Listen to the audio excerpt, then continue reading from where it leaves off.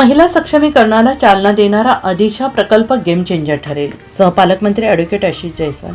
महिला बचत गटांना केवळ 2% व्याजदराने फिरता निधी उपलब्ध करून देत गाव पातळीवरील आर्थिक साखळी निर्माण करणारा आदिशा प्रकल्प जिल्ह्याच्या विकासात गेम चेंजर ठरेल असा विश्वास सहपालकमंत्री ॲडव्होकेट आशिष जयस्वाल यांनी व्यक्त केला.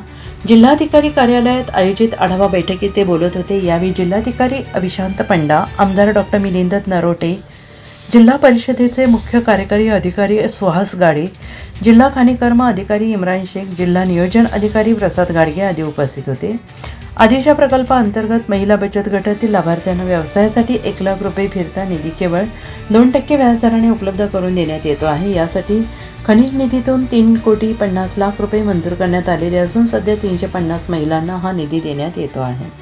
ही रक्कम 2 वर्षाच्या कालावधीत परतफेड करायची असून परतफेडीतून उपलब्ध होणारी रक्कम पुन्हा इतर महिलांना देण्यात येणार आहे. त्यामुळे शासनाचा निधी न संपता सातत्यानं वाढत जाऊन अधिकाधिक महिलांपर्यंत पोहोचणार आहे.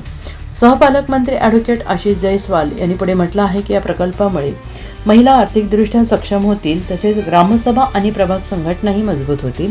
गाव पातळीवरील आर्थिक साखळी निर्माण होऊन स्थानिक रोजगार निर्मितीस चालना मिळेल. यामुळे आदिशा प्रकल्प हा या जिल्ह्याच्या विकासासाठी खऱ्या अर्थानं गेम चेंजर ठरणार आहे. यावेळी महाराष्ट्र राज्य ग्रामीण आजीविका मिशन अशाच प्रकारे यामार्फत प्रकल्प राबवण्यात येत असल्याचं सांगून त्या प्रकल्पाचा व्याजदर आदिशा प्रकल्पाच्या धर्तीवर 4% वरून 2% कमी करण्याच्या सूचना सहपालकमंत्री यांनी दिल्या, ज्यामुळे अधिक महिलांना सुलभ दरात कर्ज उपलब्ध होणार आहे. बैठकीत पाणी टंचाईच्या पार्श्वभूमीवर ग्रामीण भागातील पाणीपुरवठा योजनांचा आढावा घेण्यात आला. या योजना सोलर ऊर्जेवर आधारित करून वीज खर्चात बचत करत दीर्घकालीन आत्मनिर्भर पाणीपुरवठा व्यवस्था उभारण्याचे निर्देश देण्यात आले. यावेळी जिल्हा परिषदेचे मुख्य कार्यकारी अधिकारी सुहास गाडे यांनी माहिती देताना सांगितले की आदिशा प्रकल्पातून एकल महिलांना प्राधान्याने निधी उपलब्ध करून देण्यात येतो आहे, ज्यामुळे सामाजिकदृष्ट्या दुर्बल घटकांना स्वावलंबनाची संधी मिळत आहे.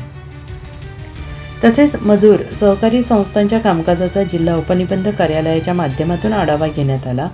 मजूर सहकारी संस्थांना पारदर्शक आणि सुलभ पद्धतीने कामांचे वितरण व्हावे, तसेच नवीन संस्थांच्या नोंदणी प्रक्रियेत कोणतेही अडथळे येऊ नयेत यासाठी आवश्यक ती कार्यवाही करण्याच्या सूचना सहपालकमंत्री जयस्वाल यांनी दिल्या. या बैठकीदरम्यान जिल्हा ग्रामीण विकास यंत्रणेचे प्रकल्प अधिकारी राहुल काळभोर यांनी सादरीकरणाद्वारे प्रकल्पाची सविस्तर माहिती दिली. निधी वितरण, परतफेडीची यंत्रणा, लाभार्थी निवड प्रक्रिया, अंमलबजावणीचे विविध टप्पे याची त्यांनी उपस्थितांना माहिती दिली.